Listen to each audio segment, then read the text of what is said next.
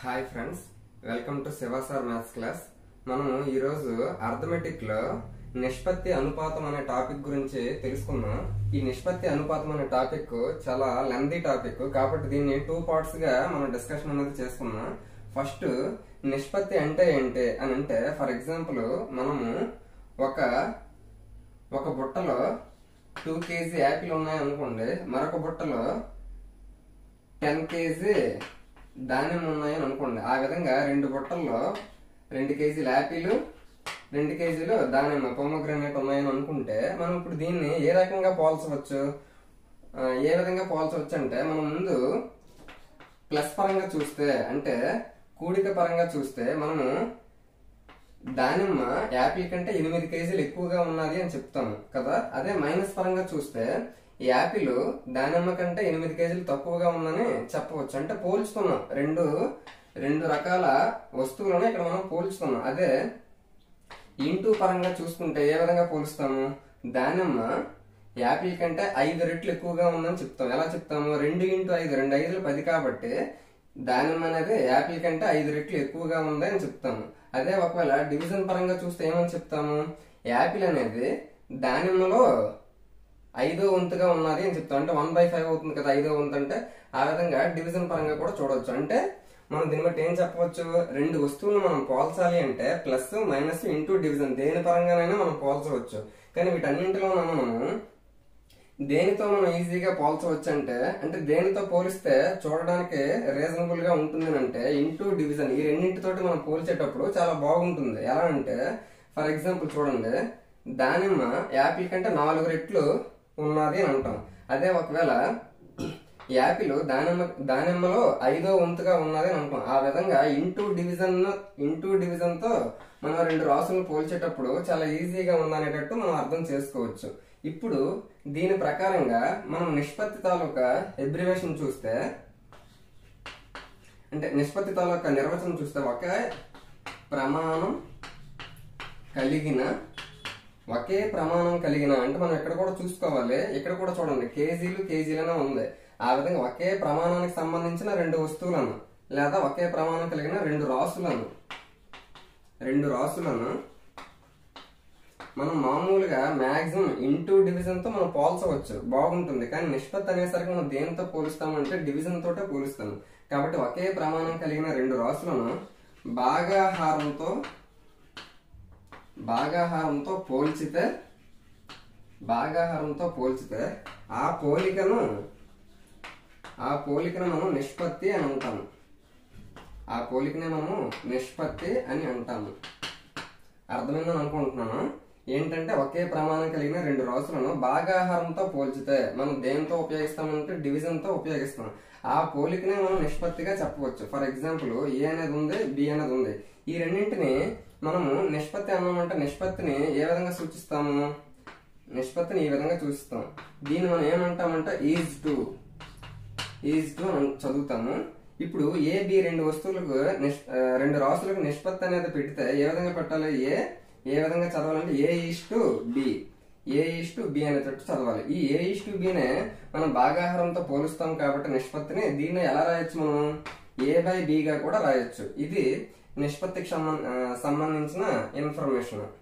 ఈ నిష్పత్తికి సంబంధించి ఇంకా ఇన్ఫర్మేషన్ చూస్తే, ఫర్ ఎగ్జాంపుల్ a:b అనేది రేషియో కదా. ఇందులో ఫస్ట్ టర్మ్ ఏదైతే ఉందో మొదటి పదం, దాన్ని ప్రథమ పదము లేదా పూర్వ పదము అంటాము. దీన్ని ఇంగ్లీష్ లో ఏమంటామంటే యాంటిసిడెంట్ అని ఇంగ్లీష్ లో పిలుస్తారు. మరి రెండో పదంగా బి అనేది ఉంది కాబట్టి బిని ద్వితీయ పదము. ద్వి అంటే 2 కాబట్టి రెండోది, ప్రథమ అంటే ఫస్ట్ది కాబట్టి మొదటిది, ద్వితీయ లేదా పరపదము. పూర్వపదం అంటే మొదటిది, పరపదం అంటే రెండోది. దీన్ని ఇంగ్లీష్ లో మనం ఏమంటామంటే కాన్సిక్వెంట్ అని అంటాం. కాన్సిక్వెంట్. ఆ విధంగా ఫస్ట్ పదమేమో ప్రథమ లేదా పూర్వపదము యాంటిసిడెంట్, రెండో పదమేమో ద్వితీయ లేదా పరపదము కాన్సిక్వెంట్ అని అంటాం. ఇప్పుడు మనం చూస్తే నిష్పత్తి ఎప్పుడు కూడా ఒకే ప్రమాణం కలిగిన రాసులను మాత్రమే భాగాహారంతో పోలిస్తే దాన్ని నిష్పత్తి అని అంటాం. కాబట్టి ఒకే ప్రమాణం కలిగిన రాసులను, ఇప్పుడు ఫర్ ఎగ్జాంపుల్ 2 kg ఉంది, ఇక్కడ 2 కిలోమీటర్స్ ఉంది. ఈ రెండింటిని మనం పోల్చొచ్చా అంటే పోల్చలేము. ఎందుకు? ఇది బరువుకు సంబంధించింది, కిలోమీటర్స్ ఏమో దూరానికి సంబంధించింది. కాబట్టి ఈ రెండింటికి మనము నిష్పత్తి అనేది పెట్టడానికి అవకాశం అనేది లేదు.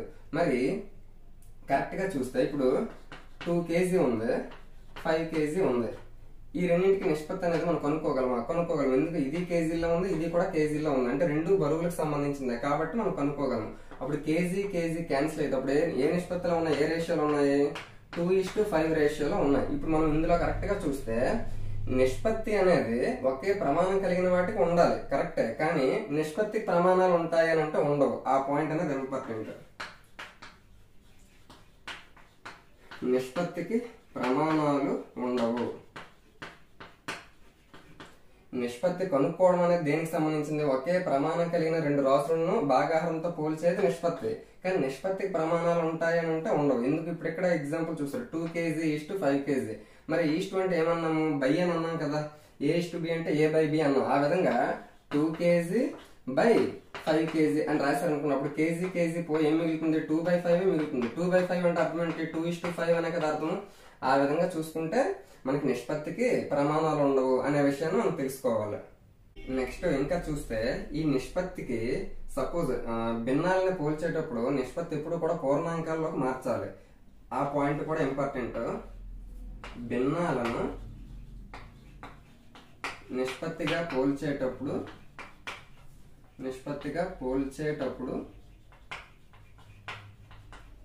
పూర్ణాంకాలుగా మార్చుకోవాలి.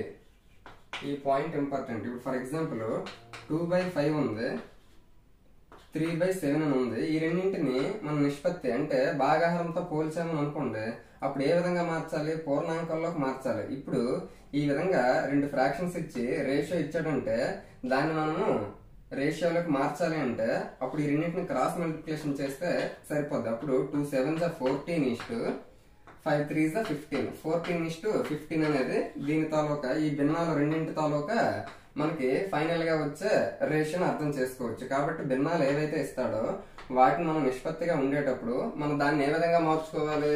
పూర్ణాంకాలుగా మార్చుకోవాలి. అంటే హోల్ నెంబర్స్ గా మార్చుకోవాలి. 14, 15 రెండు కూడా హోల్ నెంబర్సే కదా. కాబట్టి ఈ పాయింట్ కూడా ఇంపార్టెంట్. నెక్స్ట్ మనకి రెండు భిన్నాలు ఇస్తే ఈ విధంగా క్రాస్ మల్టిప్లికేషన్ చేసేస్తాం. ఒకవేళ మూడు భిన్నాలు ఇస్తే ఫర్ ఎగ్జాంపుల్ 1/3, 2/5, 6/8 అని ఇచ్చాడు. 6/7 అని ఇచ్చాడు అనుకోండి. ఈ విధంగా 1/3, 2/3, 6/7 ఈ విధంగా మూడు భిన్నాలు ఇచ్చి వాటిని రేషియోగా ఇచ్చి ఇప్పుడు మనకు ఫైనల్ రిజల్ట్ కావాలని అన్నాడు అనుకోండి. రేషియో పూర్ణాంకాలుగా మార్చమని అన్నప్పుడు ఏం చెయ్యాలి? ఏవైతే మనకు భిన్నాలు ఇస్తాడో ఆ భిన్నాల్లో హారాలు ఉన్నాయి కదా, డినామినేటర్స్, వాటికి మనము ఎల్సిఎం కట్టాలి. 3, 5, 7 ఆ మూడింటికి ఎల్సిఎం ఏమవుతుంది? 3, 5, 7 మూడు కూడా మనకి ప్రధాన సంఖ్యలు, ప్రైమ్ నెంబర్స్ కాబట్టి వాటి తోలకు లబ్ధమే మనకి ఎల్సిఎం అవుతుంది. అప్పుడు ఏదైతే ఎల్సిఎం ఏమవుతుంది? 3 5s 15, 15 7s 105. కాబట్టి ఎల్సిఎం ఏమొచ్చిందంటే 105 వచ్చింది కదా. ఈ 105 ని ప్రతి భిన్నానికి కూడా మనం ఇంటూ చేస్తే మనకు కావాల్సిన రేషియో అనేది వస్తుంది. 1/3 ఇంటూ ఎల్సిఎం అంతా 105 is to 2/5 into LCM 105 is to 6/7 into LCM 105. 3 తోటి 335s. Next 535s, sorry 521s. 7 తోటి 7 15s, 15 7 105. ఇప్పుడు చూస్తే 1 ఇంటూ 35 ఈస్టు 2 ఇంటూ 21 ఎంత అవుతుంది? 42 ఈస్టు 15 ఇంటూ 6 90 అవుతుంది. ఈ విధంగా చూస్తే మనకి ఇది ఫైనల్ రేషియో ఏమొచ్చింది? 35:42:90. మనకి ఇక్కడ ఫ్రాక్షన్స్ అనేవి పోయి మనకి కావాల్సినటువంటి పూర్ణాంకాలలోకి మార్చుకున్నామా లేదా? ఆ విధంగా రెండు భిన్నాలు మాత్రం ఇచ్చేటప్పుడు క్రాస్ మల్టిప్లికేషన్ చేసి ఇవ్వచ్చు. ఒకవేళ మూడు భిన్నాలు గానీ మూడు కంటే ఎక్కువ గానీ మనకి ఫ్రాక్షన్స్ ఇస్తే అప్పుడు ఏవైతే డినామినేటర్స్ హారాలు ఉన్నాయో వాటికి ఎల్సిఎం తీసుకొని ఆ ఎల్సిఎం ని ప్రతి దానికి ఇంటూ చేస్తే మనకి కావలసినటువంటి ఫైనల్ రిజల్ట్ గా పూర్ణాంకాల్లోకి మార్చుకున్నటువంటి రేషియో అనేది వస్తుంది. నెక్స్ట్ ఇంకొక ఇంపార్టెంట్ పాయింట్ చూస్తే మనకి స్వర్ణ నిష్పత్తి అనే ఒక పాయింట్ ఉంటుంది. స్వర్ణ నిష్పత్తి లేదా గోల్డెన్ రేషియో ఇంగ్లీష్ లో అంటారు.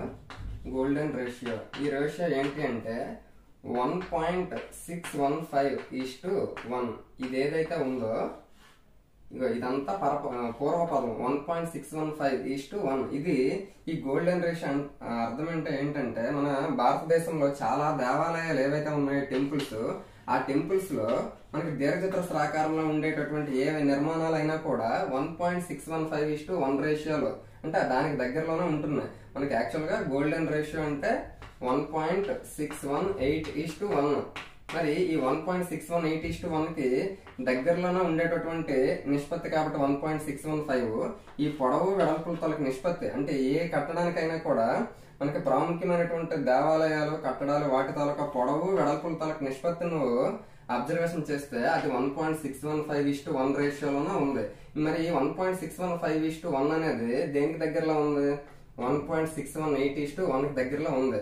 కాబట్టి మనకి టెక్స్ట్ బుక్ లో 1.615:1 అనేది గోల్డెన్ రేషియోగా ఇవ్వడం జరిగింది కాబట్టి మనం దీని గురించే నేర్చుకోవాలి. ఇది గోల్డెన్ రేషియోకి సంబంధించిన ఇన్ఫర్మేషన్. 1.615 ఇది పూర్వపదం, ప్రథమ పదం, ఫస్ట్ లో ఉండేది. ఇది 1. ఈ రెండింటి తాలూకు నిష్పత్తే మనకి గోల్డెన్ రేషియోగా గుర్తుపెట్టుకోండి. ఇది ఆల్రెడీ ప్రీవియస్ గా ఇవ్వడం అనేది జరిగింది. నెక్స్ట్ ఇందులోనే టాపిక్ ఏంటంటే నిష్పత్తిలో ఎన్ని రకాల నిష్పత్తులు ఉన్నాయో చూద్దాం. టైప్స్ ఆఫ్ రేషియోస్ నిష్పత్తులలో ఎన్ని రకాలు ఉన్నాయో చూద్దాం. ఫస్ట్ చూస్తే విలోమ నిష్పత్తి, ఇన్వర్స్ రేషియో అని అంటారు. విలోమ నిష్పత్తి ఏంటి? విలోమ నిష్పత్తి అంటే ఇప్పుడు ఫర్ ఎగ్జాంపుల్ A:B ఏదైతే ఉందో రేషియో, దీనికి ఇన్వర్స్ రేషియో విలోమ నిష్పత్తి అంటే ఏంటంటే B:A అవుతుంది. ఇది ఎలా అవుతుంది అంటే మనం A:B కి ఇన్వర్స్ రేషియో అంటే అప్పుడు ఏం చేయాలి? మనం 1/A:1/B అంటే ఇన్వర్స్ అంటే A కి ఇన్వర్స్ 1/A, B కి ఇన్వర్స్ 1/B. ఆ రెండింటికి రేషియో కాబట్టి 1/A:1/B.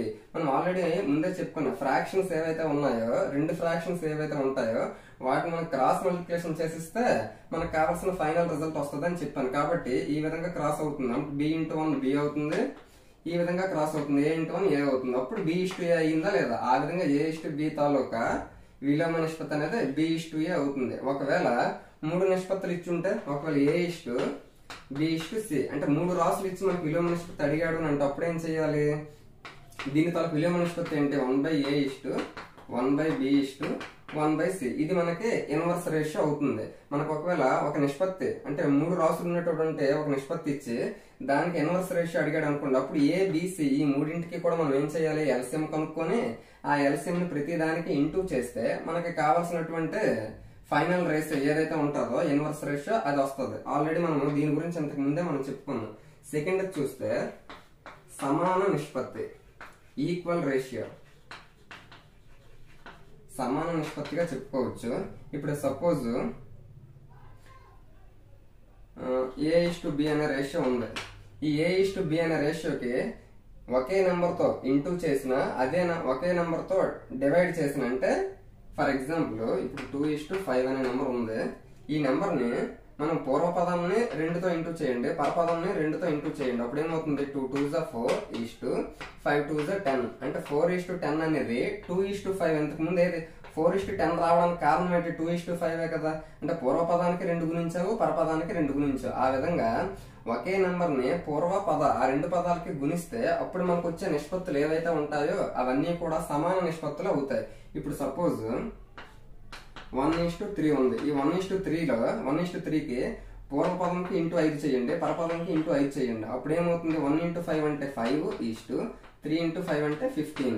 ఈ విధంగా 5:15 అనేది 1:3కి ఈక్వల్ రేషియో, సమాన నిష్పత్తి అవుతుంది. ఒకవేళ మనము ఒక గుణించడం అనే కాదు, ఫర్ ఎగ్జాంపుల్ 4:20 అనేది ఉంది. 4:20 అనేది ఉంది. దీన్ని పూర్వపదాన్ని కూడా 2తో డివైడ్ చేసి పరపదాన్ని కూడా 2తో డివైడ్ చేస్తే అప్పుడు మనకి ఏ రేషియో వస్తుంది? 4/2 అంటే 2:20/2 అంటే 10. మరి 4:20 ప్రతి పదాన్ని కూడా 2తో డివైడ్ చేయడం వల్ల మనకు 2:10 వచ్చింది. కాబట్టి ఇది కూడా ఈక్వల్ ఫ్రాక్షన్ అవుతుంది. ఒకవేళ 2:10 ని మళ్ళీ నేను 2తో డివైడ్ చేశాను అనుకోండి, అప్పుడు ఏమొస్తుంది? 2/2 అంటే 1 అవుతుంది, 10/2 అంటే 5 అవుతుంది. కాబట్టి ఇది కూడా మనకి ఈక్వల్ రేషియో, సమాన నిష్పత్తి అవుతుంది. ఆ విధంగా పూర్వపదాన్ని పరపదాన్ని రెండింటిని కూడా ఒకే నెంబర్తో గుణించిన లేదా ఒకే నెంబర్తో భాగించిన ఏదైతే నిష్పత్తులు వస్తాయో ఆ నిష్పత్తులన్నీ కూడా మనకి సమాన నిష్పత్తి అంటే ఈక్వల్ రేషియోస్ అవుతాయి. ఇవి 2 అయ్యాయి, ఇంకా ఉన్నాయి చూద్దాం. నెక్స్ట్ మూడోది చూస్తే నిష్పత్తి రకాలలో మూడోది చూస్తే మనకి బహుళ నిష్పత్తి. బహుళ నిష్పత్తి దీనినే మిశ్రమ నిష్పత్తి అని కూడా అంటారు. ఇంగ్లీష్ లో కాంపౌండ్ రేషియోగా పిలుస్తారు. ఇది మనకి బహుళ నిష్పత్తి అంటే ఏంటంటే రెండు నిష్పత్తులు గాని 2 కంటే ఎక్కువ నిష్పత్తులు ఇచ్చి వాటి తాలూకా బహుళ నిష్పత్తి కనుక్కోవాలి. బహుళ నిష్పత్తి కావాలి అంటే కనీసం 2 నిష్పత్తులు ఉండాలి. ఇప్పుడు సపోజ్ A:B ఒకటి ఉంది, అలాగే C:D అనేది ఇంకొక రేషియో ఉంది. ఈ విధంగా 2 రేషియోలు ఇచ్చాడు మినిమం. ఈ 2 రేషియోల తాలూకా మనకి కాంపౌండ్ రేషియో బహుళ నిష్పత్తి అడిగాడు అనుకోండి, అప్పుడు ఏం చేయాలి? ప్రతి నిష్పత్తిలో కూడా పూర్వ పదాలు ఉన్నాయి కదా, ప్రథమ పదము లేదా పూర్వ పదం అంటాం కదా, యాంటిసిడెంట్, వాటి తాలూకా ఇంటూ చేయాలి. అంటే వాటి తాలూకా లబ్ధము A:C అంటే AC ఈస్టు పరపదాల లబ్ధము ఏవైతే ద్వితీయ పదాలు ఉన్నాయి కదా వాటి తాలూకా లబ్ధము కాన్సిక్వెన్స్ B:D BD అంటే పూర్వ పదాల లబ్ధము పరపదాల లబ్ధము వాటి తాలూకా నిష్పత్తి ఏదైతే ఉందో అదే మనకి బహుళ నిష్పత్తిగా చెప్పవచ్చు. ఇప్పుడు మనకి 2 నిష్పత్తులు ఇచ్చాడు కాబట్టి చేస్తాం. ఒకవేళ మనకి 3 రేషియోస్ ఇచ్చాడు అనుకోండి, అప్పుడు కూడా సేమ్ అదే ప్రాసెస్. ఫర్ ఎగ్జాంపుల్ చూస్తే A:B ఒక రేషియో, C:D ఇంకోటి, E:F ఈ విధంగా 3 రేషియోస్ ఇచ్చాడు. వీటి తాలూకా కాంపౌండ్ రేషియో అడిగాడు అనుకోండి, అప్పుడు కూడా సేమ్ అంతే. పూర్వపదాలు ఏవైతే ఉన్నాయో అంటే ఫస్ట్ టర్మ్ ఏదైతే ఉందో వాటి తాలూకా లబ్ధం ఇక్కడ A, ఇక్కడ C, ఇక్కడ E, ACE ఈస్టు పరపదాల లబ్ధం ఏవైతే కాన్సిక్వెన్స్ ఉన్నాయో BDF. ఇది మనకి ఏమవుతుందంటే బహుళ నిష్పత్తి అవుతుంది. ఫర్ ఎగ్జాంపుల్ 2:3 ఒకటి, 4:7 ఒకటి, 3:5 ఒకటి, ఈ విధంగా 3 రేషియోస్ ఇచ్చి వీటి తాలూకు బహుళ నిష్పత్తి అని అడిగాడు అనుకోండి, అప్పుడు పూర్వపదాలు ఏవైతే ఉన్నాయో యాంటిసిడెంట్స్ వాటిని ఇంటూ చేద్దాం. 2 4s 8, 8 3s 24 ఈస్టు నెక్స్ట్ ఇప్పుడు కాన్సిక్వెన్స్ ఏవైతే ఉన్నాయో పరపదాలు అవి చూడాలి. 3 5s 15, 15 7s 105.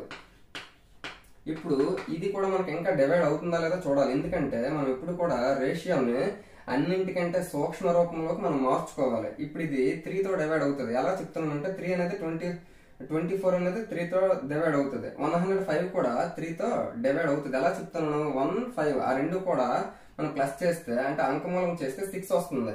అంటే మనకి 3 తాలూకా డివిజిబిలిటీ రూల్ తెలిస్తే 105 అనేది 3తో డివైడ్ అవుతుందని అర్థమవుతుంది. కాబట్టి 3 8s 24, 3 3s 9, 9 పక్కన 9 అయిపోతే ఇంక 1 ఉంటుంది. 1 పక్కన 5 అంటే 15, 3 5s 15. అంటే మనకు కావాల్సినటువంటి బహుళ నిష్పత్తి ఏమొచ్చింది? 8:35 వచ్చింది. ఆ విధంగా మనకి ఏదైతే రేషియో వస్తుందో ఆ రేషియోని మనం కనిష్ట స్థాయికి తీసుకుని వెళ్ళాలి. అంటే ఎంతకు మించి మరి మనకి డివైడ్ అవ్వదు అనేంత వరకు మనం తీసుకుని వెళ్తే అదే మనకి ఫైనల్ రిజల్ట్ అవుతుంది. ఈ విధంగా బహుళ నిష్పత్తి అంటే పూర్వపదాల లబ్ధము పరపదాల లబ్ధము వాటి తాలూకు నిష్పత్తి మనకి బహుళ నిష్పత్తిగా చెప్పుకోవచ్చు. నెక్స్ట్ ఇందులో 4th చూస్తే వర్గ నిష్పత్తి అని ఉంటాడు. వర్గ నిష్పత్తి దీనినే మనకి ద్విగుణ నిష్పత్తి అని కూడా అంటాడు. ద్వి అంటే 2 కదా, వర్గ అంటే స్క్వేర్ కదా, అంటే ఆ విధంగా మనం గుర్తుపెట్టుకోలేదు. ద్విగుణ నిష్పత్తి అన్న వర్గ నిష్పత్తి అన్న ఒకటే. దీన్ని మనకి ఇంగ్లీష్ లో డూప్లికేట్ రేషియో అని అంటాడు ఇంగ్లీష్ లో. మనం ఫర్ ఎగ్జాంపుల్ A:B అనేది ఉంది. ఈ A:Bకి వర్గ నిష్పత్తి లేదా ద్విగుణ నిష్పత్తి అంటే ఏంటి అంటే ప్రతి పదాన్ని కూడా స్క్వేర్ చేయాలి. అంటే A²:B². ఇదే మనకి వర్గ నిష్పత్తి అవుతుంది. ఫర్ ఎగ్జాంపుల్ 3:7 అనే రేషియోకి వర్గ నిష్పత్తి డూప్లికేట్ రేషియో అడిగాడు అనుకున్నప్పుడు ఏం చేయాలి? 3² 3² అంటే 9, 7² అంటే 49. ఆ విధంగా మనం చూసుకోవాలి. నెక్స్ట్ వర్గ నిష్పత్తి అంటే అది. నెక్స్ట్ 5th చూస్తే వర్గ నిష్పత్తి అయింది కాబట్టి ఇప్పుడు వర్గమూల నిష్పత్తి దీన్ని ద్విగుణ అన్నాడు కదా వర్గకి, దీనికి ఉపద్విగుణ నిష్పత్తి అన్న అంటే ఉప అని వచ్చిందంటే అక్కడ రూట్ అనేది అర్థం చేసుకోవాలి మనము. ద్విగుణ అన్నాడు కాబట్టి వర్గానికి రూట్ అంటే వర్గానికి మూలము వర్గమూలము ఉపద్విగుణ. దీన్ని ఉప అంటే ఇంగ్లీష్ లో సబ్ అంటాం కదా, కాబట్టి సబ్ డూప్లికేట్ రేషియోగా చెప్పవచ్చు. ఫర్ ఎగ్జాంపుల్ 36:64 దీనికి రేషియో అని అడిగాడు అనుకున్నప్పుడు 36 కి రూట్ చేయాలి, 64 కి కూడా రూట్ చేయాలి. 36 కి రూట్ చేస్తే 6, 64 కి రూట్ చేస్తే 8. మరి 6:8 అంటే ఏమవుతుంది మనకి 3:4 అవుతుంది. ఇది మనకి సబ్ డూప్లికేట్ రేషియో, ఉపద్విగుణ నిష్పత్తి అని అంటాం, వర్గమూల నిష్పత్తి అని. ఈ విధంగా వర్గాలకు ఏవైతే చేస్తామో సేమ్ మనము గణాలకి కూడా చేద్దాం. గణాలకు చేయడం అంటే ఇక్కడ ద్వి అంటే వర్గం అంటే 2 కాబట్టి ద్వి రాశారు. ఇప్పుడు గణ అంటున్నాను కాబట్టి క్యూబ్ కదా, కాబట్టి త్రిగుణ అని రాయాలి. గణ నిష్పత్తి, దీనికి ఇంకొక పేరు ఏంటంటే త్రిగుణ నిష్పత్తిగా చెప్తాము. దీనికి ఏమంటారు అంటే ట్రిప్లికేట్ రేషియోగా చెప్పవచ్చు. ఫర్ ఎగ్జాంపుల్ సపోజ్ 3:5 అని అన్నాడు అనుకోండి. దీనికి గణ నిష్పత్తి అనుకుంటున్నాను 3³ 3³ అంటే 27, 5³ అంటే 125. ఇది మనకి గణ నిష్పత్తి అంటే ట్రిప్లికేట్ రేషియో అవుతుంది. నెక్స్ట్ ఏంటి, సేమ్ అంతే, గణ నిష్పత్తి అయిపోయింది కాబట్టి గణ మూల నిష్పత్తి.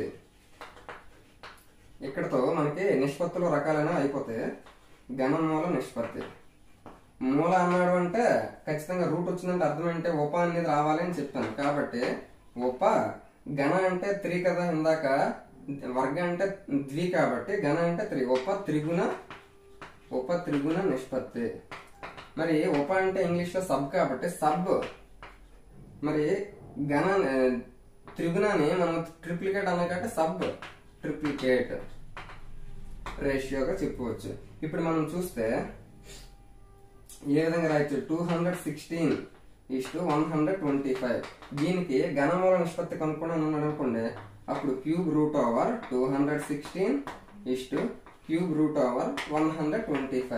దట్ ఈజ్ ఈక్వల్ టు 216 కి క్యూబ్ రూట్ చేస్తే ఏమొస్తుంది 6 వస్తుంది, 125 కి క్యూబ్ రూట్ చేస్తే ఏమొస్తుంది 5 వస్తుంది. కాబట్టి గణమూల నిష్పత్తి సబ్ ట్రిప్లికేట్ రేషియో ఏమొచ్చిందంటే 6:5 వచ్చింది. ఈ విధంగా మనము మొత్తం ఒకసారి అన్ని నిష్పత్తులు కూడా చూసుకుంటే మనకి విలోమ నిష్పత్తి వచ్చింది, విలోమ నిష్పత్తి వచ్చింది, రెండోది బహుళ నిష్పత్తి వచ్చింది, మూడోది సమాన నిష్పత్తి వచ్చింది, నాలుగోది వర్గ నిష్పత్తి, వర్గ మూల నిష్పత్తి, గణ నిష్పత్తి, గణ మూల నిష్పత్తి. ఈ విధంగా మనం రేషియోలకు సంబంధించి 7 రకాలుగా ఉన్నాయి. ఇవి మనం చూసుకోవాలి. నెక్స్ట్ ఇప్పుడు మనము ఈ నిష్పత్తికి సంబంధించి థియరిటికల్ గా పార్ట్ ఏదైతే ఉంటుందో అదంతా మ్యాక్సిమం చెప్పడం అనేది జరిగింది. ఇప్పుడు ప్రాబ్లమ్స్ అనేవి చూద్దాము. స్మాల్ అంటే లో లెవెల్ నుంచి హై లెవెల్ వరకు ఏ విధంగా అయితే మనకి ఈ రేషియోకి సంబంధించి ఇస్తాడో మొత్తం అన్ని రకాలుగా టచ్ చేయడానికి ట్రై చేద్దాం. ఫస్ట్ క్వశ్చన్ చూస్తే ఒక సంఖ్యలో 25% మరొక సంఖ్యలో 1/5వ వంతుకు సమానం అవుతుందని అంటున్నాడు. అయితే రెండో సంఖ్య మరియు మొదటి సంఖ్యల మధ్య నిష్పత్తి ఏదని అంటున్నాడు. ఇప్పుడు చూస్తే ఒక సంఖ్యలో 25%, ఆ సంఖ్య ఏదో మనకు తెలియదు కాబట్టి ఆ సంఖ్యను x అనుకుంటే, ఆ సంఖ్యలో రెండు మనకు తెలియదు కాబట్టి ఫస్ట్ నెంబర్ x అనుకుంటాను, సెకండ్ నెంబర్ y అనుకుంటాను. ఈ రేషియో అనేది మనకు కావాలి. ఆడేమంటున్నాడు, రెండవ సంఖ్య మరియు మొదటి సంఖ్యల మధ్య నిష్పత్తి. ఈ రెండింటిలో రెండో సంఖ్య ఏది y కాబట్టి y ఇష్టు మొదటి సంఖ్య ఏది x. అంటే మనం కనుక్కోవాల్సింది ఇది. అంటే ఇప్పుడు ఈ క్వశ్చన్ ఇవ్వడానికి కారణం ఏంటంటే మనకి మొదటి సంఖ్య x, రెండో సంఖ్య y కాబట్టి x ఇష్టు y అడుగుతాడని అనుకోవచ్చు. కానీ వాడు ఏ ఆర్డర్ అయితే అడిగాడో ఆ ఆర్డర్ ప్రకారంగా మనం చెయ్యాలి. ఈ క్వశ్చన్ ఇవ్వడానికి మెయిన్ ఉద్దేశం ఏంటంటే y ఇష్టు x అనేది మనం కనుక్కోవాలి. రెగ్యులర్ గా x ఇష్టు y అనేది కాకుండా ఫస్ట్ నెంబర్ x అనేది ఒక సంఖ్యలో అంటే మొదటి నెంబర్ x అనుకుంటే 25%. 20% అంటే అర్థం అంటే 25/100 అనేది దేనికి సమానం అంటున్నాడు, మరొక సంఖ్య అనేది అంటే రెండో నెంబర్ ఏమో y అనుకుంటా, మరొక సంఖ్యలో 1/5వ వంతుకు సమానం అని అంటున్నాడు. ఇది మనకు అడిగాడు, y ఇష్టు x అడిగాడు. ఇప్పుడు మనం చూస్తే 5 తోటి 5 1s 5 24s. అప్పుడు y ఇష్టు x కావాలి. y ఇష్టు x అంటే అర్థం అంటే y/x అనే కదా. కాబట్టి y నుంచి x ని వైపు తెచ్చామనుకున్నప్పుడు y/x అవుతుంది. కాబట్టి y/x ఈజ్ ఈక్వల్ టు మరి x ని తెచ్చా కాబట్టి ఇక్కడ ఇంకేమైనా ఉన్నాయా, ఇటువైపు ఇంకేమీ లేదు ఇటు తేడానికి. కాబట్టి 25/24 గా మనం చెప్పుకోవచ్చు. ఇప్పుడు మరి y ఇష్టు x ఏమొచ్చింది మనకి 25/24. ఇది మనకి రెండో సంఖ్య మరియు మొదటి సంఖ్యల మధ్య వచ్చేటటువంటి నిష్పత్తి. ఈ క్వశ్చన్ ఇవ్వడానికి ప్రధానమైన ఉద్దేశం ఏంటంటే వాడు ఏ లెవెల్ అడిగాడు అంటే ఏ క్రమంలో అడిగాడు, మొదటి సంఖ్య రెండో సంఖ్య అన్నాడా, లేదా రెండో సంఖ్య మొదటి సంఖ్య అన్నాడు. కాబట్టి ఆర్డర్ కూడా మనకి ఇంపార్టెంట్. ఒకవేళ ఇదే క్వశ్చన్ మనకి మొదటి సంఖ్య మరియు రెండవ సంఖ్య మధ్య నిష్పత్తి అనుకున్నప్పుడు x/y కనుక్కోవాలి. ఇక్కడ క్వశ్చన్ స్పెషల్ గా రెండవ సంఖ్య మరియు మొదటి సంఖ్య మధ్య గల నిష్పత్తి అని అన్నాడు. అంటే ఫస్ట్ రెండవ సంఖ్య తాలూకు రాయాలి, తర్వాత మొదటి సంఖ్య తాలూకు రాయాలి. ఆ విధంగా ఈ క్వశ్చన్ ఇవ్వడం అనేది ప్రధాన ఉద్దేశం. నెక్స్ట్ క్వశ్చన్ చూస్తే 2 బాటిల్స్ లో నీరు వరుసగా 2 లీటర్లు మరియు 500 ml అయినా వాటి నిష్పత్తి అని అడుగుతున్నాడు. ఇప్పుడు మనం చూస్తే నిష్పత్తిని మనం పోల్చడానికి ఏముండాలి, ఒకే ప్రమాణం కలిగినటువంటి 2 రాసులు ఉంటే చాలు. ఇక్కడ లీటర్స్ అన్నాడు, ఇక్కడ మిల్లీ లీటర్స్ అన్నాడు. రెండు కూడా లిక్విడ్ ద్రవాలకు సంబంధించినవి కాబట్టి మనం కంపారిజన్ చేయగలము. కాబట్టి మనకి ఆప్షన్స్ లో కనుగొనలేమో అని ఇచ్చాడు అనుకోండి, అప్పుడు కన్ఫ్యూజన్ అవ్వకుండా ఇంకొకసారి క్వశ్చన్ జాగ్రత్తగా చూడాలి. 2 లీటర్స్ అన్నాడు, 500 ml అన్నాడు. కాబట్టి రెండు కూడా ద్రవాలకు సంబంధించి కాబట్టి కంపారిజన్ చేయగలను. వాడు దేని కంపారిజన్ చేయమంటున్నాడు, 2 లీటర్స్ కి 500 మిల్లీ లీటర్స్ కి కంపారిజన్ చేయాలి. మనకి ఇక్కడ ఏవైతే మనకి రాసులు ఉన్నాయో అంటే సారీ ప్రమాణాలు ఉన్నాయి, యూనిట్స్, ఆ యూనిట్స్ అనేవి ఈక్వల్ గా లేవు. కాబట్టి మనము ఒకే యూనిట్ అంటే ఒకే ప్రమాణం కలిగినటువంటి రాసులకు మాత్రమే నిష్పత్తి కనుక్కోగలము. ఇక్కడ చూస్తే లీటర్స్ ఉన్నది, ఇక్కడ చూస్తే మిల్లీ లీటర్స్ ఉన్నది. కాబట్టి మిల్లీ లీటర్స్ ని లీటర్స్ లోకైనా చేంజ్ చేయాలి, లేదా లీటర్స్ ని మిల్లీ లీటర్స్ లోకైనా చేంజ్ చేయాలి. మనం లీటర్స్ ని మిల్లీ లీటర్స్ లోకి చేంజ్ చేయొచ్చు. 1 litre is equal to 1000 ml అంటే మిల్లీ లీటర్ అంటే 1000 మిల్లీ లీటర్లు అయితే 1 లీటర్ అవుతుంది. ఈ పాయింట్ మనకు తెలిస్తే ఈ క్వశ్చన్ ఈజీగా చేయొచ్చు. 2 లీటర్ 1 లీటర్ అయినప్పుడు 1000 ml అయినప్పుడు 2 లీటర్ 2000 ml అవుతుంది. ఈస్ట్ 500 ml ఇక్కడ అలాగే ml లో ఉంది కాబట్టి దాన్ని మార్చాల్సిన అవసరం లేదు. ఇప్పుడు రేషియో కనుక్కునేటప్పుడు ఏవైతే మనకి యూనిట్స్ ఉంటాయో రెండు ఈక్వల్ గా ఉంటాయి కాబట్టి వాటిని మనం డైరెక్ట్ గా క్యాన్సిల్ చేసేయచ్చు. అప్పుడు 2000:500 మిగిలింది. 500 1s 500 4s. అప్పుడు మనకి ఏమొచ్చింది, ఫైనల్ రిజల్ట్ 4:1 అనేది వచ్చింది. అంటే మనకి ఈ క్వశ్చన్ ఇవ్వడానికి ప్రధానమైన ఉద్దేశం ఏంటంటే వాడు ఒకే రాశికి సంబంధించిన ఇస్తాడు. అంటే ఇక్కడ ద్రవాలకు సంబంధించిన ఇచ్చాడు, ఇక్కడ కూడా ద్రవాలకు సంబంధించింది ఇచ్చాడు. వాటిని మనము యూనిట్స్ చూసుకుని ఒకే లెవెల్లో లేకపోతే వాటిని మార్చుకొని చేయాలి. దానికోసం ఈ క్వశ్చన్ ఇవ్వడం అనేది జరిగింది. ఒకవేళ మనకి ఇక్కడ కేజీలకు సంబంధించి ఇవ్వచ్చు, వీటికి సంబంధించి ఒక దగ్గర 2 kgs ఇచ్చే, ఇంకొక దగ్గర 250 గ్రామ్స్ అని ఇచ్చే, ఆ విధంగా కూడా ఇవ్వచ్చు. అప్పుడు కూడా మనం ఏం చేయాలి, కేజీని గ్రామ్స్ లోకి మార్చుకొని ఈ విధంగానే చేయాలి. అది సెకండ్ క్వశ్చన్. ఇప్పుడు థర్డ్ క్వశ్చన్ చూస్తే ఒక తరగతిలో బాలబాలికల మధ్య నిష్పత్తి 3:5 అయినా ఈ క్రింది వాటిలో విద్యార్థుల సంఖ్య ఏది అని అంటున్నాడు. ఆప్షన్స్ ఏమో ఈ విధంగా ఇచ్చాడు. మనకి బాలబాలికల నిష్పత్తి అన్నాడు. ఫస్ట్ బాల అన్నాడు, తర్వాత బాలికలు అన్నాడు. అంటే ఫస్ట్ బాలులకు సంబంధించింది, బాయ్స్ కి సంబంధించింది, తర్వాత బాలికలు గర్ల్స్ కి సంబంధించింది. వారి తాలూకు నిష్పత్తి ఏ రేషియోలో ఉంది, 3:5 లో ఉంది. మనకి ఇప్పుడు ఏమన్నాడు, విద్యార్థుల సంఖ్య అని అన్నాడు. విద్యార్థుల సంఖ్య అంటే అర్థం ఏంటి, బాయ్స్ గర్ల్స్ ఇద్దరిదే కలిపితేనే కదా. కాబట్టి బాయ్స్ ఏమో 3 parts ఉన్నారు, గర్ల్స్ ఏమో 5 parts ఉన్నారు. టోటల్ గా 8 parts. అంటే విద్యార్థులు 8 యొక్క గుణిజానికి సంబంధించి అంటే ఆ క్లాస్ లో 8 మంది అయినా ఉండొచ్చు, లేదా 8 2s 16 ఉండొచ్చు, లేదా 8 3s 24 ఉండొచ్చు, లేదా అంటే 8 తాలూకా మల్టిపుల్ అయినదే మనకు ఆన్సర్ అవుతుంది. ఆ విధంగా చూసుకోవాలి. 15 8 తాలూకా మల్టిపుల్ కాదు, 28 8 తాలూకా మల్టిపుల్ కాదు, గుణిజం కాదు. 32 అనేది 8 4s 32. కాబట్టి మనకు కావాల్సిన ఆన్సర్ అనేది option 3 is the correct answer. అంటే 8 parts ఏదైతే ఉందో అది మనకి 32 అయినప్పుడు మనకి సపోజ్ ఒకవేళ మనకి గర్ల్స్ కి సంబంధించి అడిగాడు అనుకోండి, గర్ల్స్ ఎన్ని parts 5 parts. కాబట్టి గర్ల్స్ ఎంత అవుతారో చూడాలి. 8 4s 32 కదా, అంటే ఇంటూ 4 చేస్తా. కాబట్టి ఇక్కడ కూడా ఇంటూ 2 చేయాలి. 5 4s 20. ఆ విధంగా చూసుకోవాలి. ఒకవేళ బాయ్స్ ది 3 parts కాబట్టి బాయ్స్ ఎంతమంది అడిగాడు అనుకోండి, అప్పుడు మనం చూస్తే 8 4s 32 అన్నాం కదా, సేమ్ ఇక్కడ కూడా ఇంటూ 4 చేస్తే 3 4s 12. ఆ విధంగా 20 12 టోటల్ చేస్తే 32 కదా వచ్చింది. ఆ విధంగా మనము అంటే ఇక్కడ ఒకవేళ 8 తాలూకా మల్టిపుల్ అంటే 2 ఆప్షన్స్ లో ఉన్నాయి అనుకోండి, అప్పుడు 2 ఆప్షన్స్ కూడా అయ్యే ఛాన్స్ ఉంది. ఆ విధంగా మనం చూసుకోవాలి. నెక్స్ట్ క్వశ్చన్ చూస్తే 4వది, డజన్ అద్దాలు కింద పడినప్పుడు పగిలిన వాటికి పగలన వాటికి గల నిష్పత్తి ఈ కింది వాటిలో ఏదవుతుంది అని అంటున్నాడు. ఆప్షన్స్ ఏమైనా ఇచ్చాడు, మన ఆప్షన్స్ ప్రకారంగా చూడాలి. మనకి డజన్ అద్దాలు అని అన్నాడు అంటే డజన్ అంటే ఎన్ని, 12 పీసులు కదా, అంటే 12 అద్దాలు కింద పడిపోయాయి. మనకి వాడేమంటున్నాడు, పగిలిన వాటికి పగలిన వాటికి నిష్పత్తి ఏదయ్యే ఛాన్స్ ఉంటుందని అంటున్నాడు. మొత్తం మనకి 12 అవ్వాలి. పగిలినవి పగలినవి అనుకోండి. సపోజ్ పగిలినవేమో 1 part అనుకుంటే, పగలినవేమో ఆడ ఇచ్చిన ఆప్షన్స్ ప్రకారంగా చూస్తే 4 అనుకుంటే, టోటల్ గా 1 4 అంటే పగిలింది పగలింది టోటల్ గా చేస్తే 5 parts అవుతుంది. 5 parts అనేది 12 కి మల్టిపుల్ అవుతుందా, 12 కి ఈక్వల్ అవుతుందా, రెండు అవ్వట్లేదు. అంటే ఇక్కడ ఏదైతే రేషియో వస్తుందో ఆ రేషియో ఇది 12కి ఈక్వల్ అయినా అవ్వాలి లేదా 12కి మల్టిపుల్ అయినా అవ్వాలి. ఆ విధంగా మనం చూసుకుంటే ఇప్పుడు 1:4 ఉంది. 1+1 అంటే పగిలింది రెండు కలిపితే మనకు 5 అవుతుంది. ఆ 5 అయినప్పుడు 5 తాలూకు మల్టిపుల్ 12 అవుతుందా? అవ్వదు. కాబట్టి 1:4 అనేది మనకు కావాల్సిన ఆన్సర్ అవ్వదు. ఈ విధంగా మనం చూసుకోవాలి. 2:5 ఉంది అంటే పగిలింది టోటల్ గా 7 పార్ట్స్. 7 పార్ట్స్ అయ్యిందంటే ఇక్కడ 7 తాలూకు మల్టిపుల్ ఉండాలి. అంటే టోటల్ తాలూకా అర్థాలు ఇక్కడ 7 పార్ట్స్ అంటే 7 తాలూకు మల్టిపుల్ 12 అవుతుందా? అవ్వదు. కాబట్టి ఆప్షన్ 2 కూడా కాదు. ఆప్షన్ 3 చూస్తే పగిలింది టోటల్ గా ఎన్ని పార్ట్స్ అంటే 11 పార్ట్స్. 11 పార్ట్స్ అయిందంటే 11 తాలూకు మల్టిపుల్ అవ్వాలి. 11 తాలూకు మల్టిపుల్ అవుతుందా 12? 11 టేబుల్ ఎక్కడ కూడా మనకి 12 అనేది రాదు. కాబట్టి ఆప్షన్ 3 కూడా కాదు. నెక్స్ట్ చూస్తే పగిలింది 1 పార్ట్, పగిలింది 3 పార్ట్స్ అని అనుకుంటే టోటల్ గా 4 పార్ట్స్ అంటే 4 తాలూకు మల్టిపుల్ అవ్వాలి టోటల్ అర్థాలు అనేది. ఇప్పుడు 4 తాలూకు మల్టిపుల్ టోటల్ అర్థాలు ఎన్ని? డజన్ అంటే 12 కదా. మరి 4 తాలూకు మల్టిపుల్ 12 అవుతుందా లేదా? ఎందుకు? 4 3s are 12. కాబట్టి ఇక్కడ ఇచ్చిన ఆప్షన్స్ ప్రకారంగా చూస్తే పగిలిన అర్థాలకి నిష్పత్తి అయ్యే ఛాన్స్ ఏది ఉన్నది అంటే ఆప్షన్ 4 అనేది ఉంది. 1:3 అవుతుంది. ఆ విధంగా మనం చూసుకోవాలి. సేమ్ ఇదే క్వశ్చన్ ని మనకు రకరకాలుగా అడగచ్చు. ఇక్కడ పగిలింది అని కాకుండా ఒక సంచిలో ఎరుపు రంగు బంతులు, నీలం రంగు బంతులు మొత్తం కలిపితే 50 ఉన్నాయి. అందులో నుంచి 50 బంతులు ఉన్నాయి. అందులోన మనకి ఏ నిష్పత్తి ప్రకారంగా ఉండే ఛాన్స్ ఉంటుంది. మనకి మొత్తం ఎన్ని? మనకి 50 బాల్స్. 50 బాల్స్ ని ఏ రేషియోలో మనం డివైడ్ చేయొచ్చు?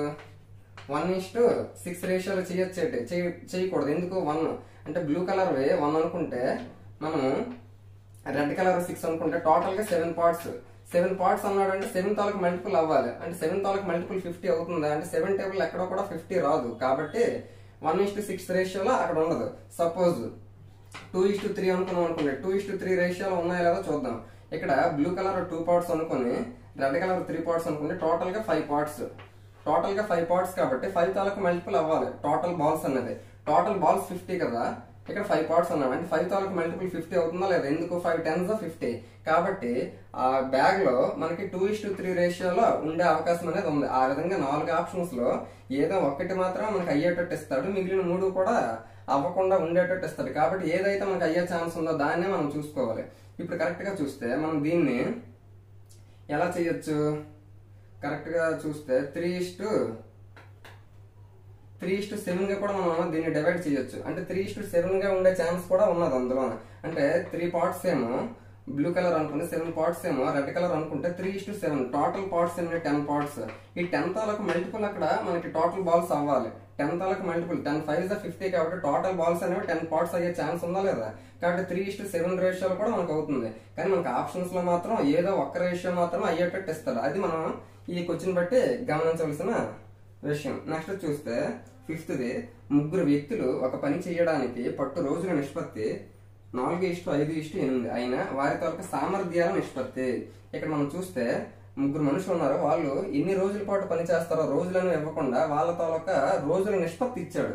అంటే మొదటి వాడు 4 పార్ట్స్ అంటే 4 పార్ట్స్ అని చేస్తే రెండో వాడు 5 పార్ట్స్ చేస్తాడు. మూడో వాడు 8 పార్ట్స్ చేస్తాడు. అంటే ఇవన్నీ కూడా రోజులకు సంబంధించింది. మనకు అడిగింది ఏంటి? ఇప్పుడు సామర్థ్యాలకు సంబంధించి. ఇక్కడ మనం తెలుసుకోవాల్సిన ఒకే ఒక పాయింట్ ఏంటంటే రోజులు అంటే పట్టు కాలానికి సంబంధించి సామర్థ్యానికి సంబంధించి ఏంటి అంటే ఏవైతే రోజులు ఉంటాయో అది మనకి సామర్థ్యానికి విలోమానుపాతంలో ఉంటుంది. ఇన్వర్స్ రేషియోలో ఉంటుంది కెపాసిటీకి. ఎవరికైతే తక్కువ కెపాసిటీ ఉంటుందో వాడికి ఎక్కువ రోజులు టైం పడుతుంది. ఎందుకు? వాడిలో కెపాసిటీ అంతగా లేదు. ఎవరిలోనైతే ఎక్కువ కెపాసిటీ ఉంటుందో వాడు తక్కువ టైంలోనే పని చేసేయగలడు. కాబట్టి అక్కడ పని అనేది సామర్థ్యానికి విలోమానుపాతంలో ఉంది. ఆ ఒక్క పాయింట్ తెలిస్తే మనకి ఇక్కడ ఇచ్చింది ఏంటి? ఏ రేషియో ఇచ్చాడు? రోజులకు సంబంధించి పనికి సంబంధించి రేషియో ఇచ్చాడు. అంటే 4:5:8.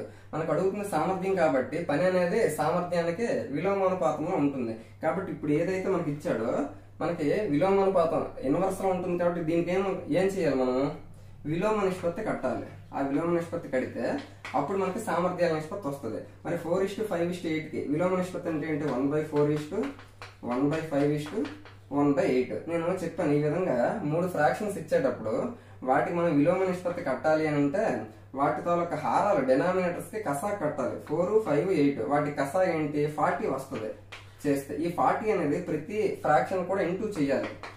1/4 కి 40 ఇంటూ చేసాం అనుకో 4 10s 40తో డివైడ్ అయిపోద్ది. కాబట్టి 10:1/5 కి 40తో ఇంటూ చేస్తే 5 8s 40 కాబట్టి 8:1/4 తర్వాత 1/8 ని 40తో ఇంటూ చేస్తే 8 5 is 40 కాబట్టి 8. ఇప్పుడు వారి తాలూకా సామర్థ్యాల నిష్పత్తి ఏమవుతుందంటే 10:8:5. ఆ విధంగా పని అనేది సామర్థ్యానికి విలోమానుపాతంలో ఇన్వర్స్ గా ఉంటుందని ఒకే ఒక పాయింట్ మనకు తెలిస్తే వాడిచ్చిన నిష్పత్తికి సామర్థ్యాల నిష్పత్తి కనుక్కుంటారు. ఒకవేళ వాడే మనకి సామర్థ్యాల నిష్పత్తి ఇచ్చి పని అంటే ఎన్ని రోజులు టైం పడుతుందని అడిగినా కూడా అప్పుడు కూడా మనం విలోమ నిష్పత్తి చేయాలి. ఎందుకు ఒకదానికోటి రెండు కూడా విలోమానుపాతంలో ఉంటాయి. ఇది ఈ క్వశ్చన్ ప్రకారంగా తెలుసుకోవాల్సింది. నెక్స్ట్ క్వశ్చన్ చూస్తే 6వది, రెండు సంఖ్యలు 9⁻3.5, 3�5 అయినా వాటి మధ్య గల నిష్పత్తి అని అన్నాడు. ఈ విధంగా మనకు పవర్స్ పాయింట్స్ ఇచ్చి వాటి మధ్యలో నిష్పత్తిని అడిగాడు అనుకోండి. ఇక్కడ మనకి స్పెషల్ గా రెండో నెంబర్ కి మొదటి నెంబర్ కి ఆ విధంగా అడగలేదు కాబట్టి కంపల్సరీగా మనం మొదటి నెంబర్ రెండో నెంబర్ ఆ రెండింటి మధ్యలోనే నిష్పత్తి అనేది కనుక్కోవాలి.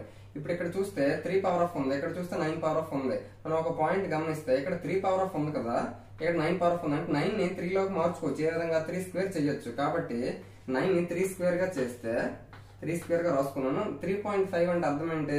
7/2 అనే కదా అర్థము. అది నేను రాసుకున్నాను. ఈ రెండింటికి కదా నిష్పత్తి మనం కనుక్కోవాలి. 3/5. ఇప్పుడు చూస్తే స్క్వేర్ స్క్వేర్ క్యాన్సిల్ అవుతుంది. ఇక్కడ 3/7 ఉంది, ఇక్కడ 3/5 ఉంది. 3/7 ఉంది, ఇక్కడ 3/5 ఉంది. కాబట్టి ఇప్పుడు 3/7 లో నుంచి 3/5 క్యాన్సిల్ చేయాలి. ఏ విధంగా క్యాన్సిల్ చేయాలంటే ఇప్పుడు నేను ఇది బై రూపంలో రాస్తే మీకు ఈజీగా అర్థమవుతుంది. ఈస్ట్ అంటే బై అనే కదా, 3/7/3/5. ఇప్పుడు 3/7 ఇక్కడ 3/5 ఉంది అంటే అప్పుడు ఆటోమేటిక్ గా పైన 3 స్క్వేర్ మాత్రమే ఉంటది. ఎందుకు? 3/7 లో ఇక్కడ 5 ఉంది కాబట్టి ఆ 5 అనేది క్యాన్సిల్ అయిపోతే పైన ఒక 3 స్క్వేర్ మాత్రం ఉంటుంది. అంటే 9 అవుతుంది. మరి 9 అవుతుందంటే కింద ఏమీ లేదంటే 1 ఉన్నట్టే కదా. కాబట్టి 9/1. 9/1 అంటే అర్థం ఏంటి? 9:1 అనే కదా. కాబట్టి ఆ విధంగా మనకి పవర్స్ పాయింట్స్ ఇచ్చి రేషియో కనుక్కోమంటే మనం ఈ విధంగా చేయాలి. అంటే ఈ పాయింట్ అనేది మీకు అర్థం అవడం కోసమే రాశాను. లేదంటే డైరెక్ట్ గా మనం చేసేవచ్చు. ఇక్కడ 3/7 లో 3/5 క్యాన్సిల్ అయిపోతే ఇక్కడ 3 స్క్వేర్ మాత్రమే మిగులుతుంది. ఇక్కడ 3/5 ఇక్కడ 3/5 పోతుంది. అప్పుడు అక్కడ 1 ఉంటుంది. అప్పుడు 3 స్క్వేర్ 9 అంటే 3 స్క్వేర్ 1 అంటే 9:1 అవుతుంది. ఆ విధంగా మనం చేయొచ్చు. నెక్స్ట్ 7th చూస్తే 3 బైకుల వేగాల నిష్పత్తి 2:3:5 అయినా ఒక స్థిర దూరం చేరడానికి పట్టు కాలాల నిష్పత్తిని అడుగుతున్నాడు. ఇప్పుడు మనం చూస్తే ఇంతకు ముందు చెప్పుకున్నట్టే పని అనేది సామర్థ్యానికి విలోమానుపాతంలో ఇన్వర్స్ రేషియోలో ఉంటదని చెప్పాం. ఎందుకు? ఎవరికైతే పనితనం తక్కువగా కెపాసిటీ తక్కువగా ఉంటుందో వాడు ఎక్కువ రోజులు పని చేస్తాడు. ఎవరికైతే కెపాసిటీ ఎక్కువగా ఉంటుందో వాడైతే వేగంగా తక్కువ రోజులను పని చేస్తాడు. సేమ్ ఇటువంటిదే వేగాల నిష్పత్తి. ఇక్కడ పట్టు కాలం ఇచ్చాడు. వేగం అనేది పెరిగే కొలది ఒక స్థిర దూరాన్ని చేరుకోవడానికి తక్కువ టైంలో చేరుకుంటారు. కాబట్టి వేగం అనేది దూరానికి విలోమానుపాతంలో ఉంటుంది. కాలానికి విలోమానుపాతంలో ఉంటుంది. ఎప్పుడు? స్థిర దూరంలో అయితే. ఒక స్థిర దూరాన్ని చేరుకోవడానికి వేగం పెరిగింది అంటే కాలం అనేది తక్కువ టైంలో వెళ్ళిపోతారు. ఒకవేళ తక్కువ వేగంతో వెళ్తే ఎక్కువ టైం పడుతుంది. ఆ దూరాన్ని చేరుకోవడానికి వేగం పెంచితే తక్కువ టైంలో వెళ్ళిపోతాం, వేగం తగ్గిస్తే ఎక్కువ టైం పడుతుంది. కాబట్టి వేగము కాలం అనేవి ఏమవుతాయి? ఒకదానికొకటి ఎందులో ఉన్నాయంటే విలోమ నిష్పత్తి అంటే విలోమానుపాతంలో ఉన్నాయని అర్థం చేసుకోవచ్చు. మరి కాబట్టి విలోమానుపాతంలో ఉన్నాయని అన్నాడంటే ఏదైతే మనకు రేషియో ఇచ్చాడో దానికి మనం విలోమ నిష్పత్తి ఇన్వర్స్ రేషియో మనం కనుక్కోవాలి. కాబట్టి 2:3:5 దీనికి విలోమ నిష్పత్తి ఏంటి? మనం దీన్నే మనం డైరెక్ట్ గా కూడా చేయొచ్చు. ఏ విధంగా చేయొచ్చు అంటే విలోమ నిష్పత్తి కనుక్కోవాలంటే మొదటి దాన్ని రాయాలి. కాబట్టి మొదటి దాన్ని రాయాలంటే మొదటి దాన్ని మూసేసి మిగిలిన రెండింటిని ఇంటూ చేయాలి. అప్పుడు 3 × 5 15 అవుతుంది. నెక్స్ట్ సెకండ్ టర్మ్ మనకు కావాలి కాబట్టి సెకండ్ దాన్ని మూసేసి మిగిలిన రెండు ఇంటూ చేయాలి. 2 × 5 10 మన థర్డ్ టర్మ్ కావాలి కాబట్టి థర్డ్ టర్మ్ ఒకటి క్లోజ్ చేసి మిగిలిన రెండు ఇంటూ చేయాలి. 2 × 3 అంటే 6. ఆ విధంగా మనం విలోమ నిష్పత్తి డైరెక్ట్ గా కనుక్కోవచ్చు. లేదు మనం ఒకవేళ ఎల్సిఎం చేసినా కూడా సేమ్ అదే వస్తుంది. ఒకసారి ఎల్సిఎం ప్రకారంగా కూడా చేద్దాం. 2 3 5 ఉంది. ఈ మూడింటికి విలోమ నిష్పత్తి అంటే 1/2 1/3 1/5. ఇప్పుడు ఏం చెప్పాను? హారాలు ఏవైతే ఉన్నాయో డినామినేటర్స్ వాటికి మనం ఎల్సిఎం కట్టాలి, కసా కట్టాలని చెప్పాము. 2 3 5 ఆ మూడింటికి కసా అంటే 30 అవుతుంది. కాబట్టి ఆ 30ని ప్రతిదానికి ఇంటూ చేయాలి. కాబట్టి 1/2 × 30 1/3 × 30 1/5 × 30. ఇప్పుడు చూస్తే 2 తోటి 2 15s అంటే ఇక్కడ ఏం మిగిలింది? 15 వచ్చింది. సేమ్ నెక్స్ట్ 3 తోటి 3 10s కాబట్టి ఇక్కడ 10 వచ్చింది. 5 తోటి 5 6 కాబట్టి ఇక్కడ 6 వచ్చింది. ఆ విధంగా చూస్తే 15:10:6 ఆ విధంగా సేమ్ అదే కదా వచ్చింది. మనం ఆ విధంగా విలోమ నిష్పత్తి కావాలి అంటే ఏదైతే నిష్పత్తి ఇచ్చాడో ఫస్ట్ టర్మ్ కావాలంటే ఫస్ట్ టర్మ్ క్లోజ్ చేసి మిగిలిన రెండు ఇంటూ చేస్తే వచ్చే నెంబర్ అయ్యాలి. సెకండ్ టర్మ్ కావాలంటే సెకండ్ టర్మ్ ఒక్కటే క్లోజ్ చేసి మిగిలిన రెండు ఇంటూ చేయాలి. థర్డ్ టర్మ్ కావాలంటే థర్డ్ టర్మ్ ఒక్కటే క్లోజ్ చేసి మిగిలిన రెండు ఇంటూ చేయాలి. ఆ విధంగా చేస్తే మనకి ఇక్కడ ఎక్కడైనా మనకి డివైడ్ అవ్వడానికి ఛాన్స్ ఉంటే డివైడ్ చేయాలి, లేదు అంటే అదే మనకి ఫైనల్ ఆన్సర్ అనేది అవుతుంది. ఈ విధంగా మనము వేగం అనేది కాలానికి విలోమానుపాతంలో ఉంటుందని ఒకే ఒక పాయింట్ తెలిస్తే వాడు వేగాల నిష్పత్తి ఇస్తే కాలాల నిష్పత్తి కొనుక్కోవడానికి విలోమ నిష్పత్తి కట్టాలి. ఒకవేళ వాడే కాలాల నిష్పత్తి ఇచ్చి వేగాల నిష్పత్తి అడిగితే అప్పుడు కూడా మనం విలోమ నిష్పత్తి కట్టాలి. ఇది మనకి విలోమ నిష్పత్తికి సంబంధించింది. నెక్స్ట్ క్వశ్చన్ చూస్తే 8వ ఒక జంతు ప్రదర్శనశాలలో కుందేళ్లు పావురాలు ఉన్నాయి. తలలన్నీ కలిపితే 280 ఉన్నాయి. కాళ్ళు లెక్కిస్తే 820 ఉన్నాయి. అయితే పావురాలు ఎన్ని అని అంటున్నాడు. మనకి ఒక జంతు ప్రదర్శనశాలలో 280 తలలు ఉన్నాయని అన్నాడంటే ఒక్కొక్క జంతువుకి ఒక్కొక్క తల ఉంటుంది కాబట్టి కుందేళ్లు పావురాలు మొత్తం కలిపితే 280 తలలు అన్నాడు. కాబట్టి కుందేళ్లు పావురాలు కలిపితే 280 ఉంటాయి. మనకి కాళ్ళు అన్ని లెక్క పెడితే 820 ఉంటాయని అంటున్నాడు. అయితే పావురాలు ఎన్ని మనం కనుక్కోవాల్సిందే. ఈ క్వశ్చన్ మనము మిక్స్చర్ అండ్ ఎలిగేషన్ అంటారు, మిశ్రమ పద్ధతి. దాని ప్రకారంగా చేస్తే రేషియో వస్తుంది. ఆ రేషియో ప్రకారంగా కూడా పావురాలు ఎన్ని కుందేళ్ళు ఎన్నో కనుక్కోవచ్చు. లేదు నార్మల్ ప్రాసెస్ ప్రకారంగా చూస్తే నేను పావురాలని ఎక్స్ అనుకుంటే ఈ పావురాలని మొత్తం 280లో నుంచి పావురాలు మైనస్ చేస్తే నాకు కావాల్సిన కుందేళ్ళు కూడా వస్తుంది. అప్పుడు కుందేళ్ళు ఎన్ని అవుతాయి? 280 మైనస్ ఎక్స్ అవుతుంది. ఇప్పుడు చూస్తే మనకి ఇచ్చిన ఇన్ఫర్మేషన్ ఏంటి? కాళ్ళు లెక్కిస్తే మొత్తం 820 అన్నాడు. ముందు పావురాలు ఎక్స్ ఉన్నాయి కాబట్టి ఒక్కొక్క పావురానికి ఎన్ని కాళ్ళు ఉంటాయి? 2 కాళ్ళు ఉంటాయి. కాబట్టి ఎక్స్ ఇంటూ 2x. పావురాలని ఎక్స్, ప్రతి ఒక్కొక్క పావురానికి 2 కాళ్ళు ఉంటాయి కాబట్టి 2x అవుతుంది. నెక్స్ట్ ఒక్కొక్క కుందేలుకి ఎన్ని కాళ్ళు ఉంటాయి? 4 కాళ్ళు ఉంటాయి. కుందేళ్ళు అన్ని ఎన్ని? 280 మైనస్ ఎక్స్. 280 minus X. ఒక్కొక్క కుందేలకి 4 కాళ్ళు ఉంటాయి కాబట్టి 4. మరి పావురాల తాలూకా కాలు, కుందేల తాలూకా కాలు, ఈ మొత్తం అన్ని కాలు కలిపితే మనకి ఎంత ఇచ్చాడు? 820 ఇచ్చాడు. అది మనం చూసుకుంటే చాలు.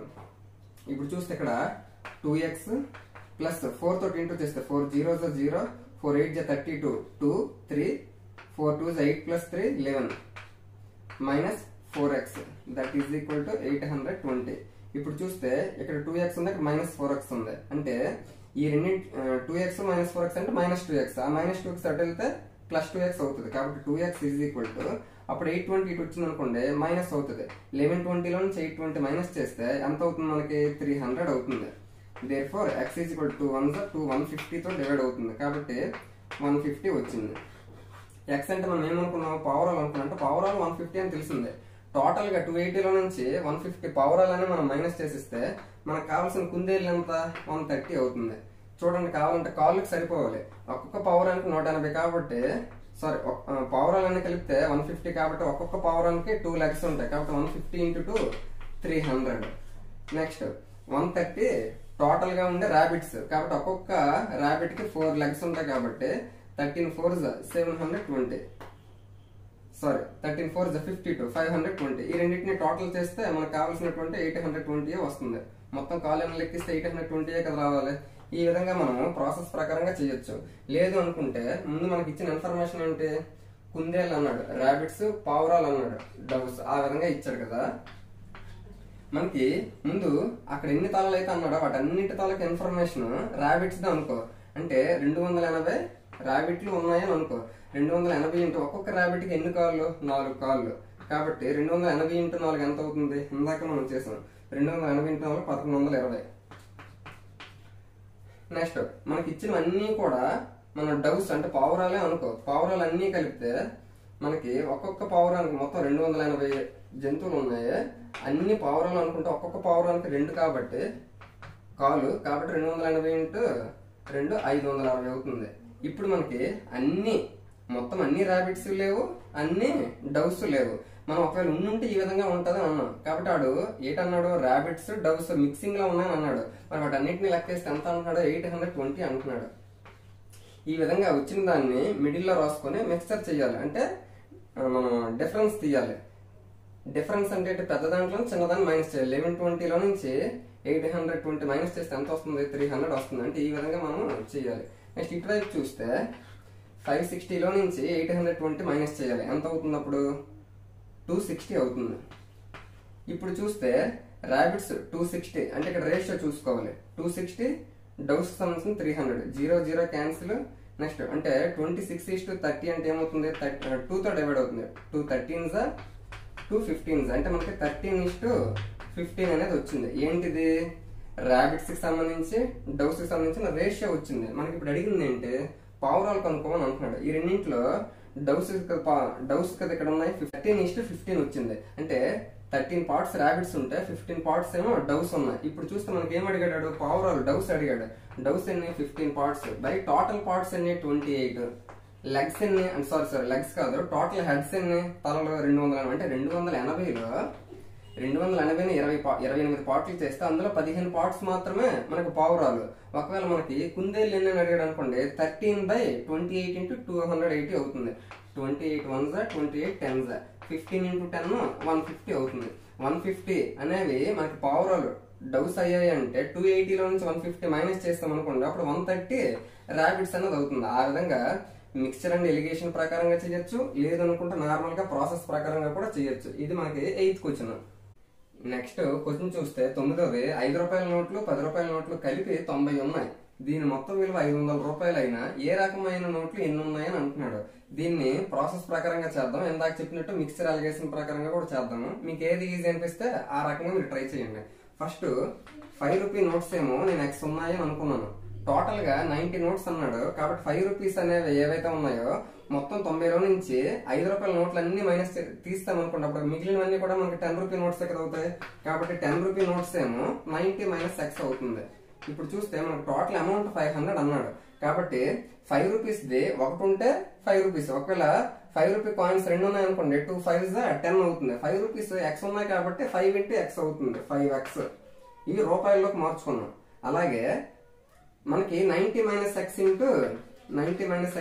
10 ఈ రెండింటి, అంటే ఇది రూపాయల్లోకి మార్చుకున్నాం. X ని 5 రూపీస్ ని రూపాయల్లోకి మార్చుకున్నాము, 10 రూపీస్ ని కూడా రూపాయల్లోకి మార్చుకున్నాం.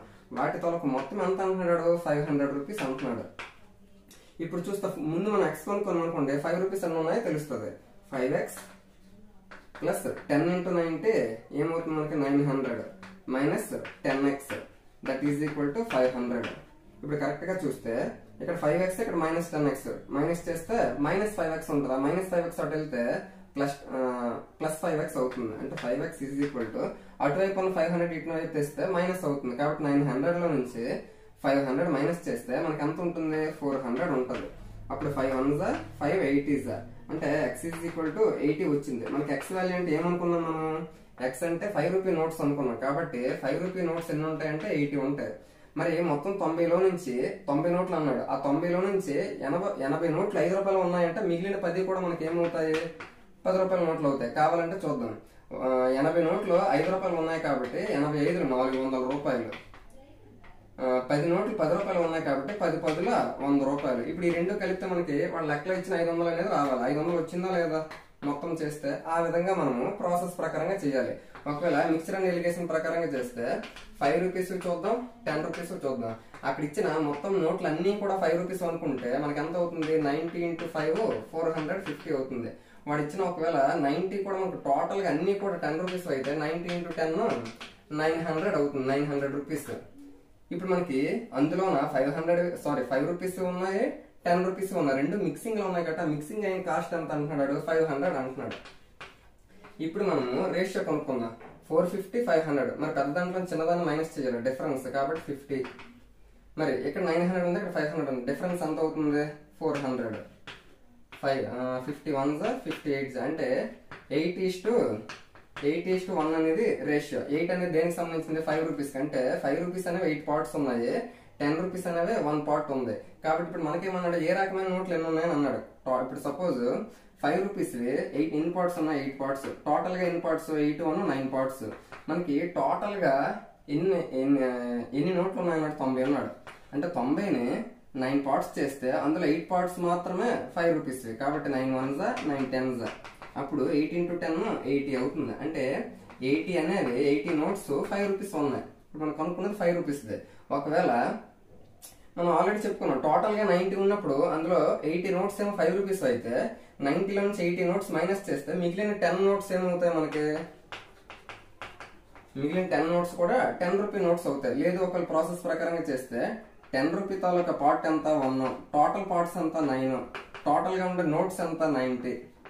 9 1s 9 10s. ఆ విధంగా అయినా కూడా 10 రూపీ నోట్స్ ఎన్ని ఉంటాయంటే 10 ఉంటాయి. ఇది మిక్స్చర్ అండ్ ఎలిగేషన్ ప్రకారంగా ఇదేమో ప్రాసెస్ ప్రకారంగా. ఏది ఈజీ అనిపిస్తే అది మీరు ట్రై చేయండి. నెక్స్ట్ క్వశ్చన్ చూస్తే 10ది 60 లీటర్ల మిశ్రమంలో పాలు నీళ్ళ నిష్పత్తి 2:1గా అయినా ఎంత నీరు కలిపినా ఆ మిశ్రమం 1:2గా మారుతుందని అంటున్నాడు. ఇక్కడ ఆప్షన్స్ ఏమో ఇచ్చాడు. టోటల్ గా 60 లీటర్స్ ఉన్నాయని అంటున్నాడు. అందులో పాలు తాలూకా నిష్పత్తి 2 పార్ట్స్ ఉంది, నీళ్ళ తాలూకా నిష్పత్తి 1 పార్ట్ ఉంది. అంటే టోటల్ గా 3 పార్ట్స్ అనేది 60 లీటర్ కి ఈక్వల్. కాబట్టి అప్పుడు 2 పార్ట్స్ ఉండే మిల్క్ అనేది ఎంత అవుతుంది? 40 అవుతుంది. ఎందుకు? టోటల్ గా 60 లీటర్స్ అన్నాము అంటే 2:1 అంటే 3 పార్ట్స్, అంటే ఒక్కొక్క పార్ట్ 20 లీటర్స్ అవుతుంది. కాబట్టి పాలు అనేది 2 పార్ట్స్ కాబట్టి 40 లీటర్స్ అనేది మిల్క్ అవుతుంది. మరి వాటర్ ఎంత అవుతుంది అంటే 20 లీటర్స్ అవుతుంది. ఇప్పుడు ఏమన్నాడు? ఈ విధంగా ఉన్న దాంట్లో మనకేమన్నాడు? ఎంత నీరు కలిపినా, అంటే మిల్క్ అనేది అలాగే ఉంచాడు, నీటిని కలపమంటున్నాడు. ఆ మిశ్రమం 1:2గా మారుతుంది అంటున్నాడు. అంటే మిల్క్ కలపకుండా ఇది 1:2గా మారాలి అంటే ఏం చేయాలి? 40 లీటర్స్ ఉండే పార్ట్ ఏమో 1 లీటర్ గానే ఉండాలి. మరి 2 పార్ట్స్ అవ్వాలి అంటే ఎంత అవ్వాలి? 80 లీటర్స్ అనే వాటర్ ఉండాలి. మరి 80 లీటర్ వాటర్ లో మనకి ఎంత ఉంది? ఆల్రెడీ ఆ మిశ్రమంలో 20 లీటర్ ఉంది. కాబట్టి 80 లీటర్ అవ్వాలంటే ఇంకా ఎక్స్ట్రాగా మనం ఎంత కలపాలి? 60 లీటర్ మనం యాడ్ చేస్తే అప్పుడు ఇది 80 అవుతుంది, ఇది 40 అవుతుంది. అప్పుడు 40-80 అని అన్నాడు అంటే 1:2లోకి మారింది కదా. ఆ విధంగా లేదు, ఒకవేళ ఆప్షన్ ప్రకారంగా కూడా చూడొచ్చు. ఇక్కడ ఆల్రెడీ 20 ఉంది, ఇంకొక 15 వాటర్ ప్లస్ చేసాం అనుకున్నప్పుడు 35 అవుతుంది. 40:35 అంటే 1:2 అవ్వదు. నెక్స్ట్ 20 లీటర్స్ యాడ్ చేసాం అనుకోండి, 20-20 40 అవుతుంది. అప్పుడు 40-40 అంటే 1:1 అవుతుంది. కాబట్టి ఆప్షన్ 2 కూడా అవ్వదు. ఆప్షన్ 3 చూడండి, 40 లీటర్స్ 20 ఆల్రెడీ ఉంది, దానికి 40 ప్లస్ చేసాం అనుకోండి 60 అవుతుంది. 40:60 అంటే అర్థం ఏంటి? 2:3 అవుతుంది. మనకు కావాల్సిందేమో 1:2. అంటే 1 పార్ట్ ఉన్నటువంటి మిల్క్ అనేది అలాగే ఉంటుంది. మిల్క్ అనేది మనం యాడ్ చేయట్లేదు. ఏం యాడ్ చేస్తాము? వాటర్ అనేది యాడ్ చేస్తాం. ఆల్రెడీ 20 ఉంది, మిల్క్ ఏమో 1 పార్ట్ 40 లీటర్స్ అయితే 2 పార్ట్స్ అయినటువంటి వాటర్ అనేది 80 లీటర్స్ అవ్వాలి. అప్పుడే కదా 1:2 అవుతుంది. మరి 80 లీటర్స్ అవ్వాలి అంటే ఆల్రెడీ 20 లీటర్స్ ఉంది. కాబట్టి ఎక్స్ట్రాగా ఎంత ప్లస్ చేయాలి మనం? 60 లీటర్స్ అనేది యాడ్ చేస్తేనే టోటల్ గా 80 లీటర్స్ అనేది ఆ మిక్సింగ్ లో అవుతుంది. మిల్క్ ఏమో 40 లీటర్ ఆల్రెడీ ఉంది, అప్పుడు 1:2లోకి మారుతుంది. కాబట్టి option 4 is the correct answer. Next question చూడండి, 11ది. 2 సంఖ్యలు వరుసగా 3వ సంఖ్య కన్నా 20%, 25% తక్కువైనా ఆ 2 సంఖ్యల నిష్పత్తి అని అంటున్నాడు. అంటే ఫస్ట్ నెంబర్ చూడండి, సెకండ్ నెంబర్ చూడండి, థర్డ్ నెంబర్ చూద్దాం. ఈ 2 సంఖ్యలు 3వ సంఖ్య కన్నా 20%, 20% తక్కువ అన్నాడు. అంటే ఇక్కడ శాతాలని నిష్పత్తుల్ని మిక్సింగ్ చేసి ఇచ్చాడు. మనకి మొదటి 2 నెంబర్లు కూడా 3వ నెంబర్ తో కంపారిజన్ చేశాడు. కాబట్టి థర్డ్ నెంబర్ ని నేను 100 గా తీసుకుంటే దానికంటే ఫస్ట్ నెంబర్ 20% తక్కువ అన్నాడు. మరి 100లో 20% తక్కువ అంటే అర్థం ఏంటి? 80. సెకండ్ నెంబర్ మనకి 25% తక్కువ అన్నాడు. కాబట్టి 100లో 25 తక్కువ అంటే అంత 75. ఇప్పుడు మనం ఈ 2 నెంబర్లను కూడా 3వ నెంబర్ తో కంపారిజన్ చేసాము. ఇప్పుడు ఏమన్నాడు? ఆ 2 సంఖ్యల తలకు నిష్పత్తి. మనం ఈ 2 సంఖ్యలనే కదా 3వ నెంబర్ తో కంపారిజన్ చేసాము. కాబట్టి ఈ 2 సంఖ్యల తలకు నిష్పత్తి మనకు అడిగినట్టు. ఇప్పుడు ఈ 2 తలకు రేషియో చూద్దాం. ఎక్కడైనా డివైడ్ అవుతుందా లేదా? డివైడ్ అవుతుంది. ఎలాగా? 5 తోటి. 5 15 5 16. కాబట్టి మనకు కావాల్సిన ఆన్సర్ ఏంటి? 16:15. ఆ విధంగా మనకి తక్కువ అడిగినా ఎక్కువ అడిగినా 3వ సంఖ్యతో పోల్చాడు. కాబట్టి ఆ 3వ సంఖ్యను మనం 100% అనుకుంటే మిగిలిన 2 నెంబర్లను కూడా ఈజీగా కనుక్కోవచ్చు. ఇది 11th క్వశ్చన్. నెక్స్ట్ చూస్తే 12ది. ఒక పరీక్షలో 90 ప్రశ్నలు కలవు. సరైన సమాధానానికి 2 మార్కులు ఇవ్వబడును. ప్రతి తప్పు సమాధానానికి 1 మార్కు తగ్గించబడును. సహన అన్ని ప్రశ్నలకు సమాధానాలు రాసి 60 మార్కులు తెచ్చుకున్న ఆమె ఎన్ని ప్రశ్నలకు సరైన సమాధానాలు రాసిందని అంటున్నాడు. దీన్ని ఫస్ట్ మనం మిక్సర్ అండ్ ఎలిగేషన్ ప్రకారంగా చేద్దాము, తర్వాత ప్రాసెస్ ప్రకారంగా చేద్దాం. ఫస్ట్ కరెక్ట్ ఎన్ని అయ్యాయి, రాంగ్ ఎన్ని అయ్యాయి చూద్దాం. మనకి ఇన్ఫర్మేషన్ అడిగాడు, ఇన్ఫర్మేషన్ మిక్సింగ్ లో ఇచ్చాడు. కాబట్టి ముందు కరెక్ట్ క్వశ్చన్లు మొత్తం 60 క్వశ్చన్లకి రాసిందని అంటున్నాడు. 60 మార్కులు తెచ్చుకుందని అంటున్నాడు. ఫస్ట్ మనకి ఎన్ని క్వశ్చన్లు అంటున్నాడు? 90 క్వశ్చన్లు అన్నాడు. కాబట్టి 90 కరెక్ట్ గానే రాసిందని అనుకుంటే ఒక్కొక్క క్వశ్చన్ కి రైట్ అయిన దానికి ఎన్ని మార్కులు? 2 మార్కులు. కాబట్టి అన్ని క్వశ్చన్లు రాసి అన్ని రైట్లు అయి ఉంటే 2 మార్కులు. కాబట్టి 9 × 2 180 మార్క్స్ అవుతాయి. ఒకవేళ అన్ని రాంగే రాసి ఉంటే 90 క్వశ్చన్స్ అన్ని రాంగే రాసి ఉంటే ఒక్కొక్క మార్క్ తగ్గించబడను. కాబట్టి -1 కదా, -1. 90 × -1 అంటే -90 అవుతుంది. ఇప్పుడేంటి? అన్ని కరెక్ట్ చేయలేదు, అన్ని రాంగ్ చేయలేదు. కాబట్టి కొన్ని కరెక్ట్ కొన్ని రాంగ్ చేసింది. కాబట్టి మిడిల్ లో ఎన్ని మార్కులు వచ్చాయని అంటున్నాడు? 60 మార్కులు వచ్చాయని అంటున్నాడు. కాబట్టి దాన్ని మిడిల్ లో రాసుకుంటే ఇప్పుడు మనం ఈ విధంగా చేస్తే కరెక్ట్ రాంగ్ వాటి తాలూకా రేషియో ముందు కనుక్కుందాం. ఇప్పుడు డిఫరెన్స్ చూడాలి. 80 60 డిఫరెన్స్ అంత పెద్ద దాంట్లో చిన్నదాన్ని మైనస్ చేయాలి. 180లో 60 తీస్తే ఎంత వస్తుంది? 120 వస్తుంది. ఇప్పుడు ఇటువైపు చూసేటప్పుడు కన్ఫ్యూజన్ అవ్వకూడదు. ఇక్కడ 60 ఉంది, ఇక్కడ -90 ఉంది. మనకి డిఫరెన్స్ అంటే అర్థం అంటే పెద్ద దాంట్లో చిన్నదాన్ని మైనస్ చేయాలి. ఇందులో 60 పెద్దదా -90 పెద్దదా? 60 పెద్దది. కాబట్టి 60 చూడాలి, 60 దాంట్లో నుంచి -90 మైనస్ చేయాలి. పెద్ద దాంట్లో నుంచి చిన్నది ఏదైతే ఉందో దాన్ని మనం మైనస్ చేయాలి. ఇప్పుడు కరెక్ట్ గా చూస్తే 60 మైనస్ ఆఫ్ మైనస్ ఎంత అవుతుంది? 8 అవుతుంది, ప్లస్ అవుతుంది. కాబట్టి 60 + 9 150 అవుతుంది. ఆ విధంగా చూసుకోవాలి.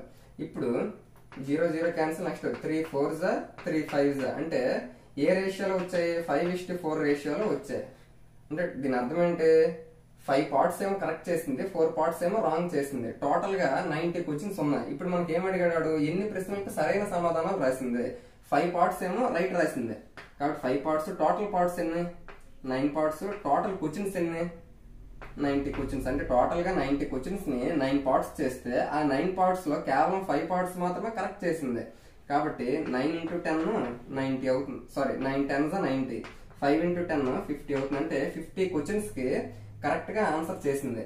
ఒకవేళ రాంగ్ అయ్యి ఉంటే, రాంగ్ క్వశ్చన్స్ అడిగాడు అనుకోండి, ఎన్ని క్వశ్చన్లకి రాంగ్ ఆన్సర్ పెట్టిందని అడిగితే రాంగ్ ఆన్సర్స్ తాలూకా పార్ట్ ఎంత? 4 పార్ట్స్. టోటల్ పార్ట్స్ ఎంత? 9 పార్ట్స్. టోటల్ క్వశ్చన్స్ ఎంత? 90 క్వశ్చన్స్.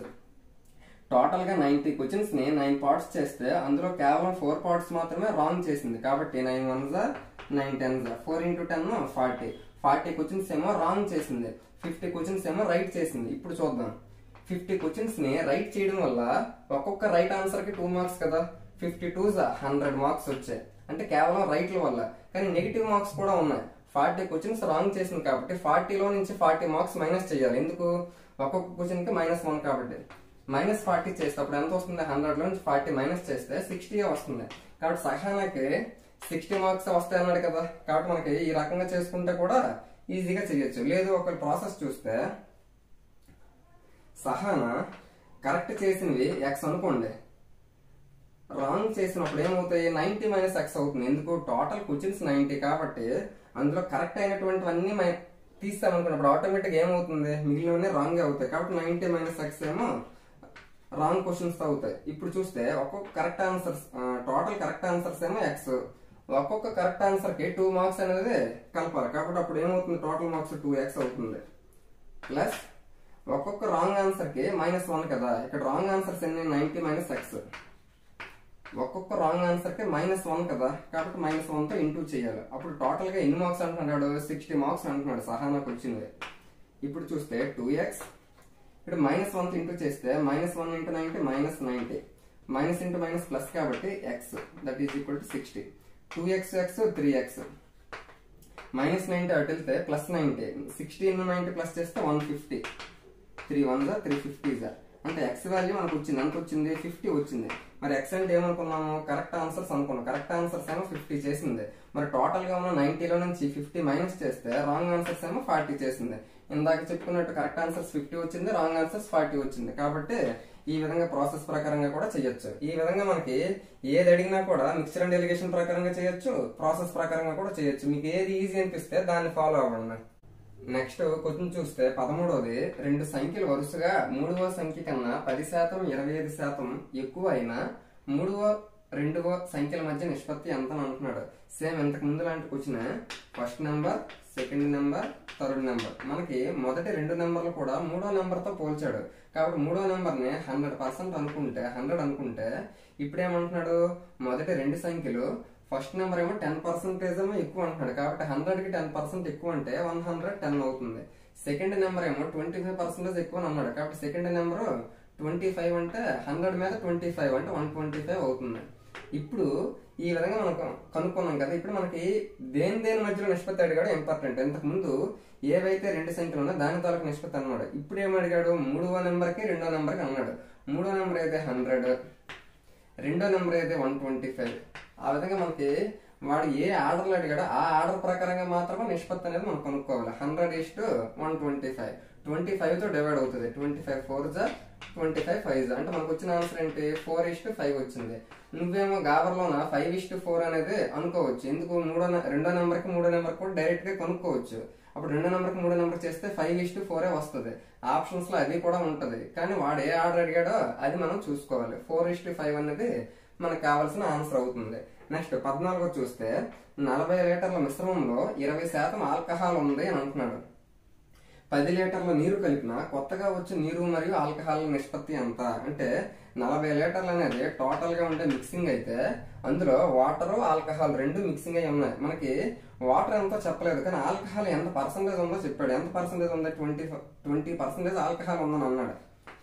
ఆల్కహాల్ ఇటువైపు రాస్తే 20% 20% అర్థమైతే 20/100 20/100 అంటే 1/5 అంటే ఈ టోటల్ గా ఉన్న దాంట్లో 1/5 వంతు ఆల్కహాల్ ఉందని అన్నాడు. కాబట్టి 40లో 1/5 అంటే 8 లీటర్లు. 8 లీటర్లు ఏమో ఆల్కహాల్ అన్నాడు. మరి మొత్తం 40లో ఆల్కహాల్ 8 లీటర్లు అయినప్పుడు మిగిలిన 32 లీటర్లు కూడా మనకి ఏమవుతుంది? వాటర్ కదా అవుతుంది. ఇది మనకు కావాల్సిన ఇన్ఫర్మేషన్. దీని ప్రకారం ఇంకేమన్నాడు? 10 లీటర్ల నీరు కలిపిన ఇక్కడ ఉన్న దాంట్లో ఇంకొక 10 లీటర్ల నీరు కలిపాడు. అప్పుడు ఎంత అవుతుంది? 32కి ప్లస్ 10 లీటర్స్ యాడ్ చేస్తే ఆల్కహాల్ మనం టచ్ చేయకూడదు. ఎందుకు? ఆల్కహాల్ మనకి స్పెషల్ గా కలిపాను అనలేదు. 10 లీటర్ల నీరు మాత్రమే కలిపాడు. 32 లీటర్లకి ఇంకొక 10 కలిపితే ఎంత అవుతుంది? 42 లీటర్లు అవుతుంది. 42 లీటర్లు ఏమో వాటర్, 8 లీటర్స్ ఏమో ఆల్కహాల్. ఇప్పుడు వాటితో కొత్తగా వచ్చు నీరు మరియు ఆల్కహాల్ నిష్పత్తి. నీరు అంటే 42, ఆల్కహాల్ 8. వీటి తాలూకు నిష్పత్తి మనం కొనుక్కోవాలి. 2తో డివైడ్ అవుతుంది. 2 21s 2 4s 21:4 అనేది మనకు కావాల్సిన ఆన్సర్. ఒకవేళ వాడు ఆల్కహాల్ మరియు నీరు తాలూకు నిష్పత్తి అన్నాడు అనుకున్నప్పుడు 4:21 అవుతుంది. ఆ విధంగా మనం ఆర్డర్ అనేది చూసుకోవాలి. ఇక్కడ మనకు ఒకే ఒక్క ఇంపార్టెంట్ పాయింట్ ఏమి ఇచ్చాడు? 20% అనేది ఆల్కహాల్ ఉందని అన్నాడు. మరి 40లో 20% అంటే ఎంత? 40లో 20% అంటే 20/100 21s 25s 5 1s 5 8s అంటే టోటల్ గా 8 లీటర్స్ అనేది ఆల్కహాల్ అనే ఒకే ఒక పాయింట్ నీకు తెలిస్తే మిగిలినంతా కూడా వాటర్ అని నీకు అర్థమైపోద్ది. ఆ వాటర్ కి ఇంకొక 10 లీటర్స్ యాడ్ చేశారు కాబట్టి 42 లీటర్స్ అయింది. 42 లీటర్స్ ఏమో వాటర్, 8 లీటర్స్ ఏమో ఆల్కహాల్. 42:8 42:8 అంటే 21:4. ఆ విధంగా మనం దీనికి సంబంధించిన ఆన్సర్ చూసుకోవాలి. నెక్స్ట్ క్వశ్చన్ చూస్తే 15 ఇక్కడ 1 2 3 4 ఇక్కడ 4 రేషియోస్ అనేది ఇవ్వడం జరిగింది. వాటి తాలూకా బహుళ నిష్పత్తి కాంపౌండ్ రేషియో మనం కనుక్కోమంటున్నాడు. మనకి ఈ విధంగా బహుళ నిష్పత్తికి సంబంధించి కనుక్కోవాలి అంటే 2 నిష్పత్తులు కానీ 2 కంటే ఎక్కువ నిష్పత్తులు ఇచ్చేటప్పుడే బహుళ నిష్పత్తిని మనం కనుక్కోగలం. మరి 2 కానీ 2 కంటే ఎక్కువ నిష్పత్తులు ఇచ్చేటప్పుడు బహుళ నిష్పత్తిని ఏ విధంగా కనుక్కోగలము? వాటి తాలూకా నిష్పత్తులలో పూర్వ పదాల లబ్ధము అంటే సమ్ ఆఫ్ యాంటిసిడెంట్స్ అంటారు. మరి మొదటి నిష్పత్తిలో పూర్వ పదము లేదా ప్రథమ పదం అంటారు కదా, ఫస్ట్ టర్మ్.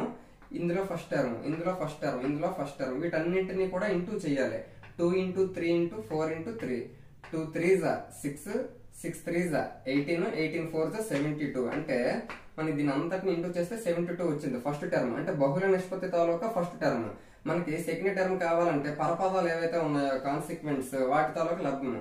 3 × 5 15 15 × 1 15 15 × 2 30 72:30 వచ్చింది. ఇది మనకి బహుళ నిష్పత్తి. కానీ ఇది మనకి కనిష్ట స్థాయిలో ఎంతవరకు అయితే డివైడ్ చేయగలం అంతవరకు చూడాలి.